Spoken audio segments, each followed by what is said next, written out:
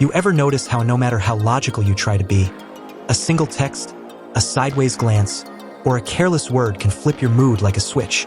Suddenly, you're overreacting, saying things you regret, or doing the exact opposite of what you planned. Feels like logic just vanished. I get it. I've been there too. And here's the truth. It's not weakness. It's not stupidity. It's how your brain is wired. Let me show you why the second voice, that emotional, impulsive, dramatic voice inside your head, almost always overpowers logic. And I'll give you the psychology and examples so you can see it in action. 1.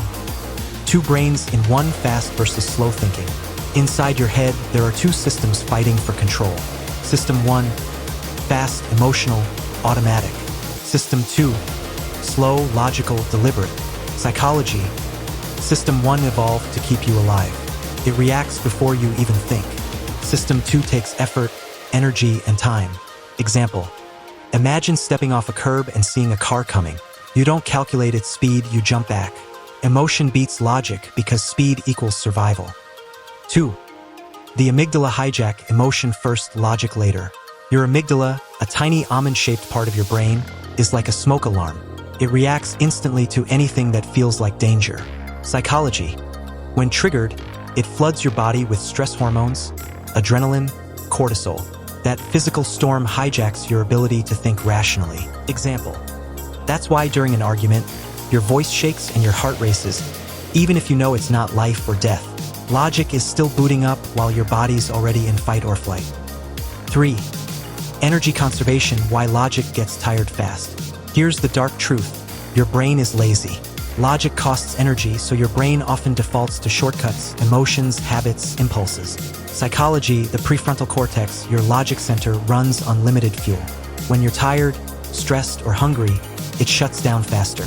Example: ever notice how you stick to your diet in the morning, but at midnight you're raiding the fridge? That's not hunger, that's decision fatigue. 4. Old wounds, new triggers. Your emotional brain doesn't live in the present. It carries your past. Old bruises, childhood criticism, past rejections, they shape how you react today. Psychology. The amygdala doesn't distinguish between past pain and present moment. If today's situation reminds you of an old wound, it reacts as if it's happening again. Example: if you were often ignored as a kid, a friend not texting you back today feels like rejection all over again. Logic says, they're busy. Emotion screams, they don't care about me. 5. Stories and biases: the inner narrator. The second voice isn't just raw emotion.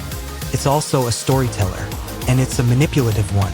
It grabs the easiest explanation. It feeds you confirmation bias. It simplifies the story into black and white. Psychology. Emotion speaks in headlines. Short, dramatic, attention-grabbing. Logic speaks in paragraphs. And guess which one your brain pays attention to first? Example: they didn't smile at me. They must hate me. That's the headline, the logical paragraph. They were tired, distracted, maybe stressed. But headlines always win. 6. Identity defense: protecting the ego. Here's where it gets personal. Your brain guards your self-image like treasure. If something scratches your identity, you're late, you're wrong, you're careless. The second voice rises up in defense. Psychology. The ego treats criticism like danger, so even small comments feel like an attack on your very survival. Example: someone says, "You forgot to reply," a harmless statement, but your brain interprets, "I'm irresponsible, I'm being judged." Cue overreaction. 7. The reward trap: dopamine beats discipline. And finally, the biggest weapon of the second voice, dopamine. Logic says, save money, eat clean, stay disciplined. Emotion whispers, but this feels good right now. Psychology. The emotional brain is wired for instant reward. Logic plays the long game, but emotions bribe you with pleasure, relief, or comfort in the moment. Example: that's why you scroll for hours, buy things you don't need, or text someone you swore you wouldn't. Emotion offers candy. Logic offers broccoli. Guess which one you grab first? So why does the second voice overpower logic? Because it's faster, louder, rooted in survival, fueled by past wounds, wrapped in simple stories, driven by ego, and juiced by dopamine. Logic is powerful, yes, but fragile. And unless you learn to pause, notice, and train yourself, the second voice will always win the first round. But here's the twist. Once you understand this inner battlefield, you can start fighting smarter.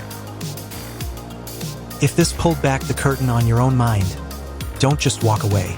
Hit that like button, share it with someone who needs to hear it, and subscribe, because we're only scratching the surface of how deep this rabbit hole really goes.